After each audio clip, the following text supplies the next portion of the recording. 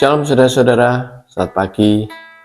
Matius 6 ayat 33 berbunyi, carilah dahulu kerajaan Allah dan kebenarannya, maka semuanya itu akan ditambahkan kepadamu.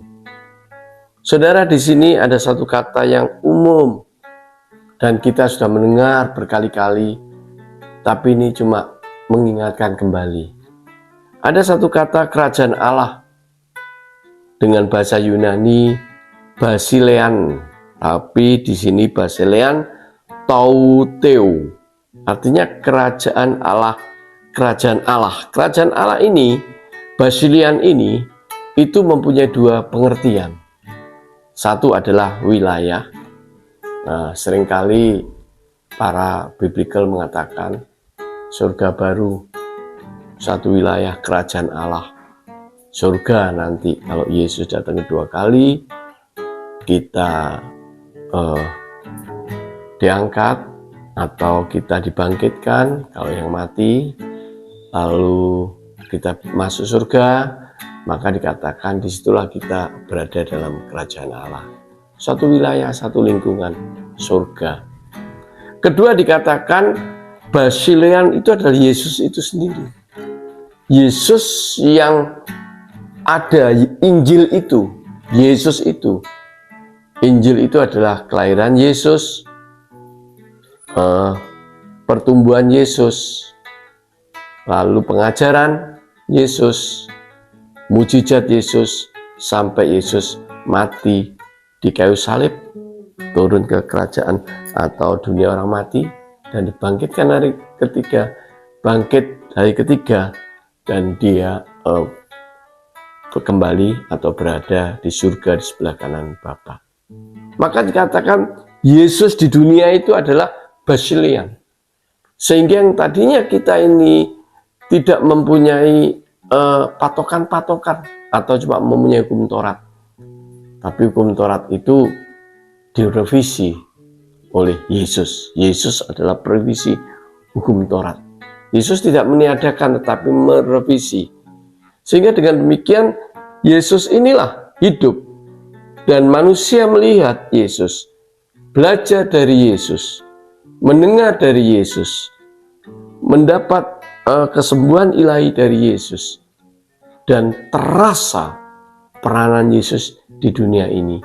Dan dikatakan pada kuncinya, hanya melalui Yesus perjanjian atau jaminan keselamatan itu akan kita peroleh. Jadi ini adalah satu proses basilean yang ada di dunia ini. Jadi dikatakan basilean itu adalah satu adalah wilayah itu sendiri, dan kedua adalah Yesus Kristus itu sendiri. Basilean ini kalau kita melihat 1 Korintus 4 ayat 20 mengatakan kerajaan Allah itu bukan kata-kata, tetapi dunamis, kuasa. Jadi kalau orang itu telah menerima Yesus sebagai juru selamat, Roh Kudus ada di dalam diri kita, maka sebenarnya dunamis itu ada bersama kita. Dunamis itu, kuasa itu bersama dengan kita, sehingga dikatakan kita ini adalah bagian, atau kita adalah proses, atau kita adalah jaminan, atau kita adalah rencana kerajaan Allah yang surga itu sendiri. Jadi sebetulnya kerajaan Allah yang kuasa itu sudah ada di dalam diri kita, ada di dalam diri saudara, orang-orang percaya, dan apapun yang kau lakukan, Alkitab selalu mengatakan Tuhan menyertaimu. Apapun yang kau alami, Tuhan bersama dengan engkau. Apapun yang kau rindukan, ada Tuhan. Tuhan tidak pergi, Tuhan tidak tidur, dan Tuhan tidak kemana-mana. Ada di dalam dirimu. Kuasa Tuhan ada di dalam dirimu.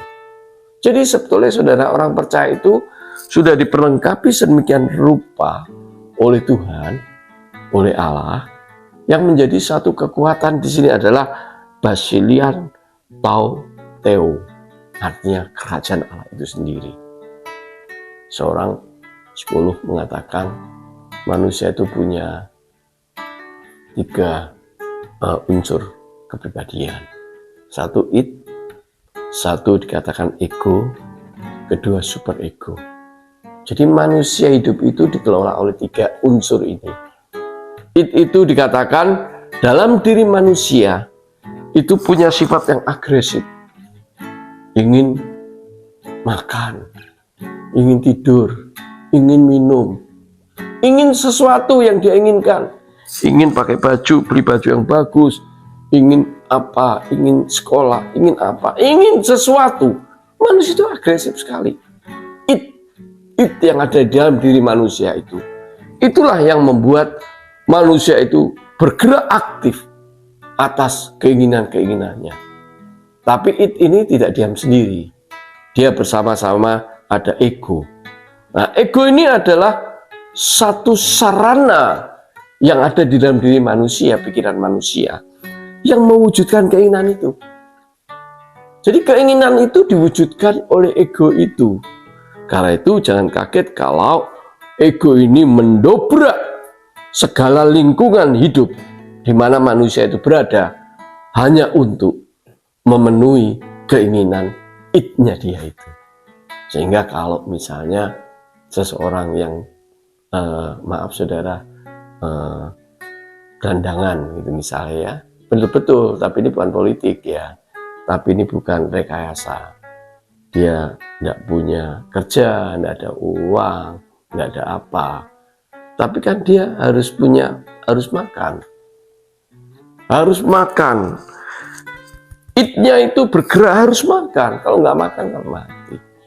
Jadi aktif mencari. Nah, dalam kondisi begitu, orang ini egonya muncul, saya harus makan.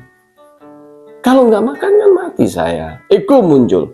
Karena itu untuk memperoleh makanan, orang ini melakukan berbagai cara. Sampai-sampai kalau kita lihat di TV atau di bagian-bagian tertentu yang mengharukan, dia ada yang makan dari tempat-tempat bekas-bekas makanan orang. Padahal kalau kita melihat sendiri, saudara, bekas-bekas makanan itu mana kita bisa makan. Masuk aja sudah perasaan tidak enak, sudah nggak makan. Tapi dia makan. Karena egonya yang begitu kuat, dia ingin makan. Maka dia harus makan, apapun yang terjadi, dan harus makan. Jadi ini ego ini, saudara. Ego ini membantu menjalankan perintah dari id untuk keinginannya itu. Tapi manusia tidak hidup dari id dan ego. Maka dikatakan Erikson ada namanya super ego. Super ego itu adalah standar moral. Ketika manusia ini hidup, dia punya standar moral. Moral itu ada karena dia hidup dengan manusia-manusia yang lain. Sehingga dia pakai pakaian. Kenapa tidak terpikir kita tidak usah pakai pakaian seperti Adam dan Hawa? Kan malu Pak dilihat. Itu standar moral. Karena manusia jatuh dalam dosa. Kalau gitu ya kita hidup aja seperti Adam dan Hawa di satu tempat. Nah, maka tidak ada orang, kita bebas pakai segala macam. Juga malu Pak. Dilihat harimau, dilihat gajah, dilihat kera, ya malu juga. Padahal kera, harimau, gajah sudah tidak berpikir apa-apa, saudara. Karena cara berpikirnya sangat berbeda, makhluk hidup yang berbeda. Tapi dia punya standar moral. Standar moral. Jadi ego, super ego itu adalah mengembangkan standar moral. Tapi ketika orang tadi itu kelaparan dan dia harus makan sisa makanan orang, dia punya standar moral. Standarnya moral turun. Nah, karena itu standar moral ini ditentukan oleh keluarga kita. Kalau kita dilatih dalam keluarga yang begini, kita akan mempunyai standar begini. Kalau kita dilatih di dalam sekolah yang begini, kita punya standar segini. Kalau kita dilatih di dalam tempat kerja, dilatih di gereja, dilatih dimanapun lingkungan kita akan berubah, punya standar tersendiri. Saudara, kita boleh punya id, kita boleh punya ego, tapi perlu kita pikirkan, kita harus punya standar moral. Standar moral, jangan standar moral yang tidak berkenan di hadapan Tuhan. Tapi kalau engkau bisa membuat standar moral itu adalah standar Allah. Standar Allah. Semua yang kau lakukan karena Allah.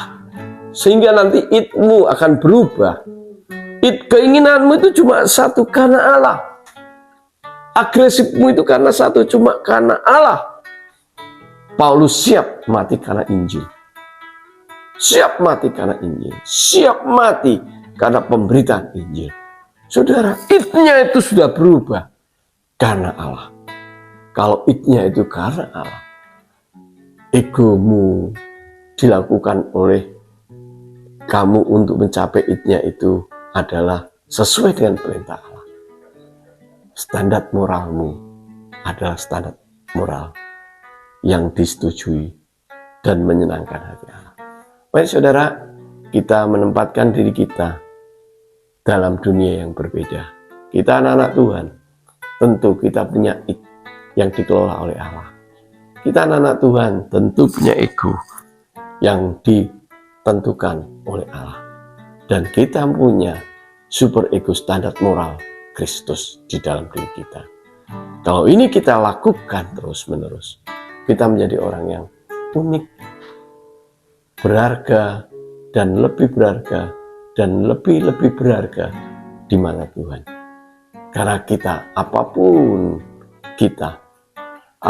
bentuk tubuh, apapun pikiran kita, apapun latar belakang kita, tapi kita adalah orang yang berkenan dan disayang oleh Allah. Karena kita berharga di mata Tuhan. Dimanapun Allah berada, kita diminta untuk selalu menolong Dia. Saudara, marilah kita lakukan ini. Hidup yang paling indah hanya satu. Kalau Allah meminta tolong pada kita, kita bisa melayani Allah dengan seluruh hidup kita. It kita, ego kita, super ego kita, hanya untuk melayani Allah. Tuhan memberkati. Shalom.